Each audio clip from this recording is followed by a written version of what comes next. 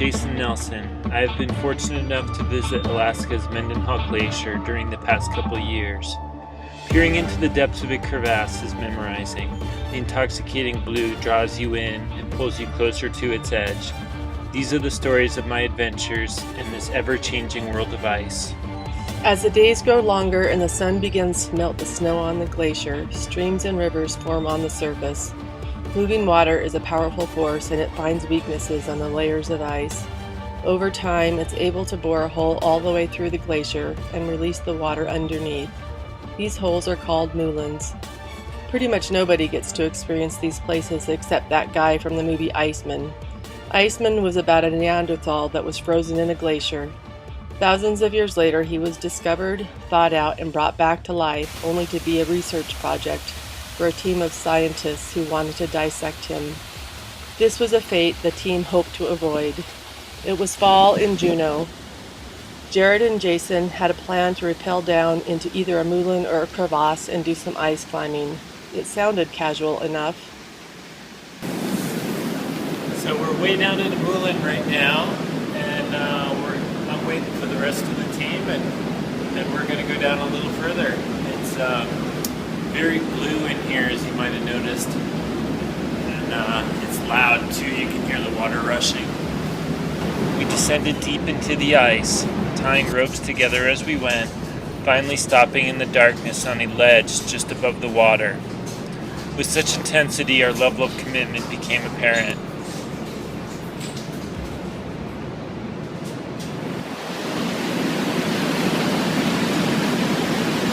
Wowzers, yeah.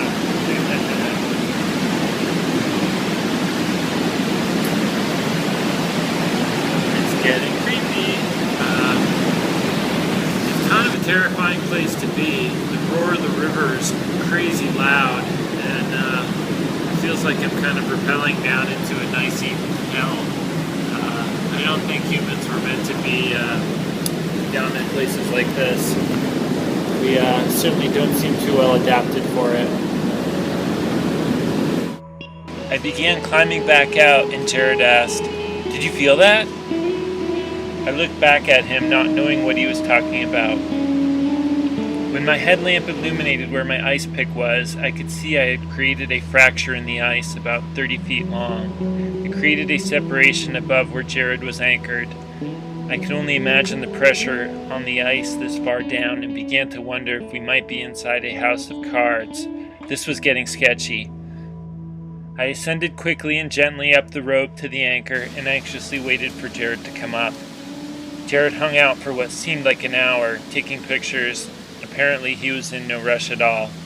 I guess Jared hadn't seen that movie Iceman.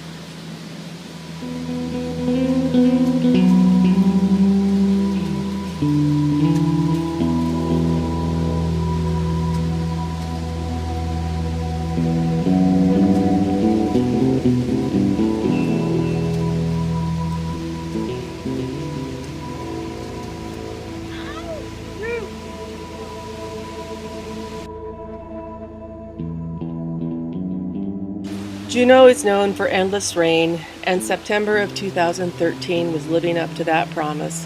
While waiting for a good weather window to rock climb, Brian and Jason headed out to the Mendenhall Glacier ice caves.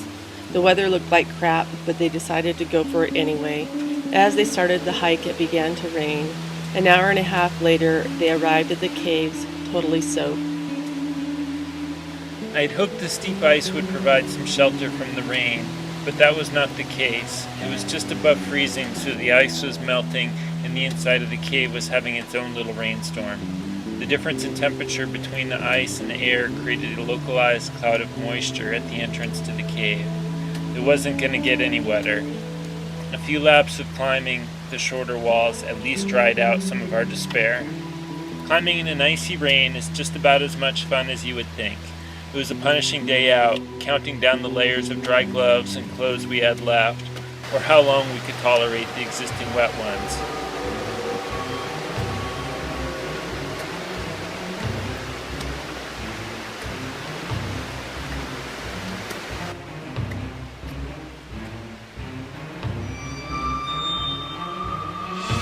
Some local kids showed up while I was climbing, and blew the wind right out of our misery.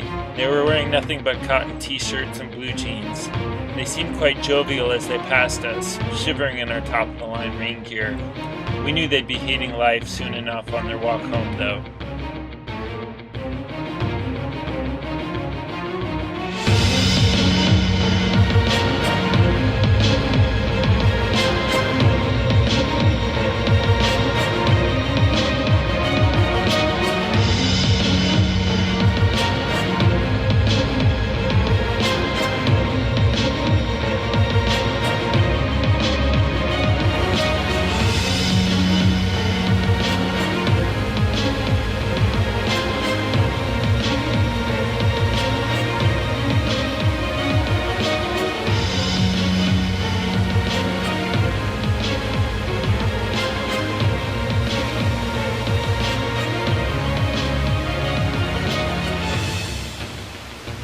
When we finished climbing, we left the ice screws in the cave, planning to return. Before we could, one of Ryan's friends picked them up off the ground beneath the ice several days later. They had already melted out. Inside the caves are unique, beautiful, and special. The main cave is formed by a river coming down from the mountainside and carving a hole into the side of the glacier. Most years you can walk several hundred feet back into it before you'd be forced to crawl through the river to continue. However, it'd likely be better to stop at that point.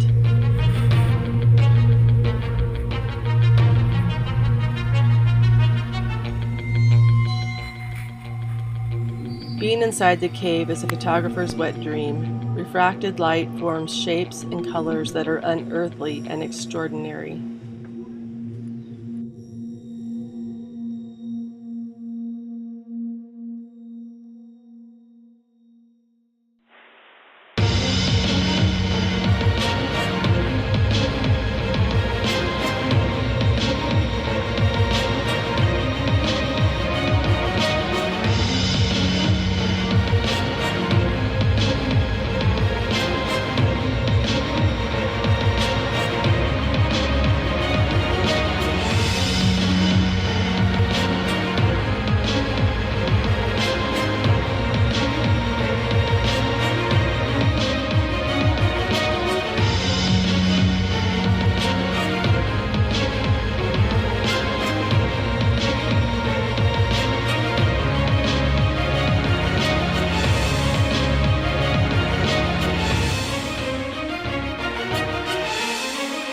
Climbing ice can be a little dangerous. Climbing ice above a subterranean, icy cold glacier pond is likely just stupid. Unless, of course, somebody remembered to bring a camera. In the winter of 2012, several interesting features formed at the ice cave. One was a beautiful moon. The ice was as hard as glass and black as night. I had hoped to see a woolly mammoth staring back out of the ice at me, but there was nothing more than an icy reflection and glacial silt suspended in the darkness.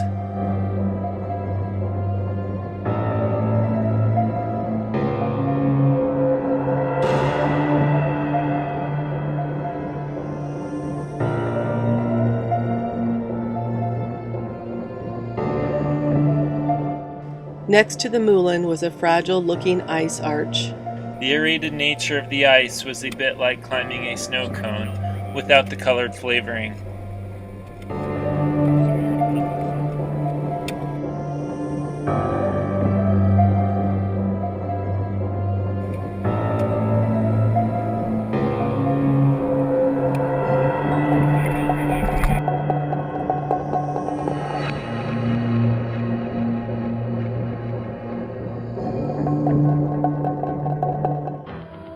March 2011 was my first time climbing an iceberg. Ed Shanley provided the introduction. Fortunately, the icebergs were frozen in place in the lake ice, so we didn't have to worry about them rolling over like you see in those YouTube videos. I was blown away, both by how beautiful they were and the climbing potential.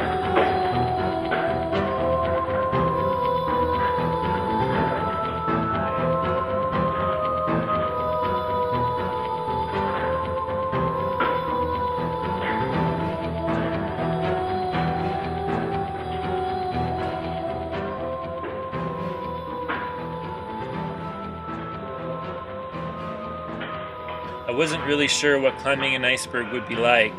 I found out though, it's hard. We began by climbing around some of the smaller pieces of ice to get warmed up. A tunnel feature through a large iceberg seemed perfect. It was perfect until my ice axe slipped out and I fell to the floor. Ice does not make for a soft landing. We roped up on the taller side of the tunnel for a proper climb. It was only a few feet into the climb that I realized how hard this was going to be. It took several swings to get my tools to stick into the ice for each move. Not to mention, it was steep! But hey, I love a challenge. These climbs were part of the inspiration for me to return to Juneau many times in the years to follow.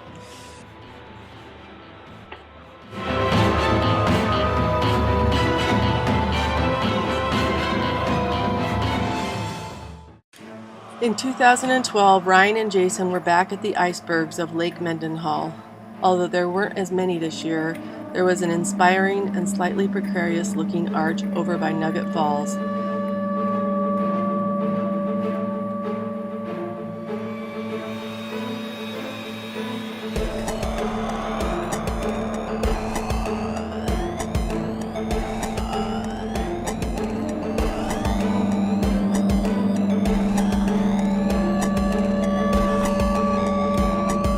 As the sun set over the snowy peaks, they finished the day climbing some of the other icebergs, adrift in a frozen sea of shimmering light.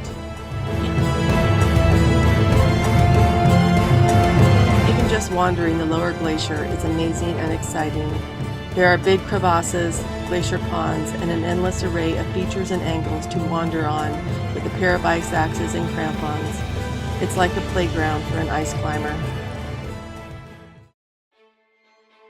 During the September of 2013, I had the opportunity to explore Lake Mendenhall by kayak with Reed Harris.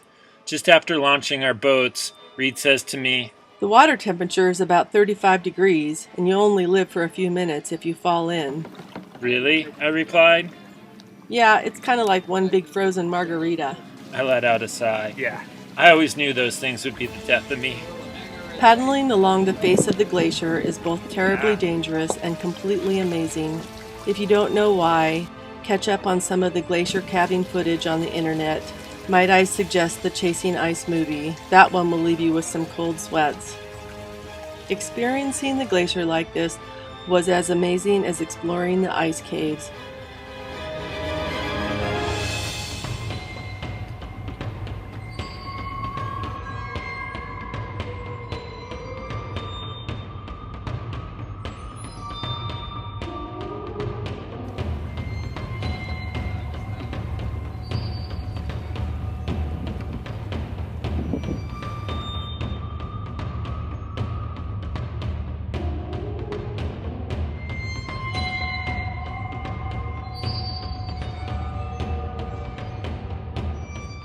In fact, there was even an ice cave just big enough for the boats to fit in.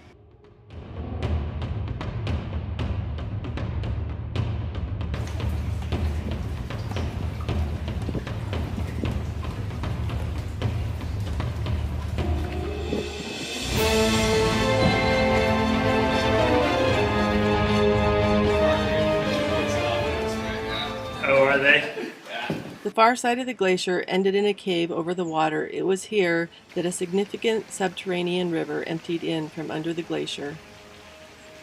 Fortunately, I nailed the eddy crossing maneuver and quickly sped out toward some icebergs beached on an underwater sandbar. It was here that I was really regretting not having taken my ice climbing gear along on the kayak ride. Such interesting shapes and summits, ones that would disappear in the days to come. Amazing steel blue ice with seemingly impossible features and delicate summits. These are the things an ice climber dreams of. But like dreams, these summits will soon fade.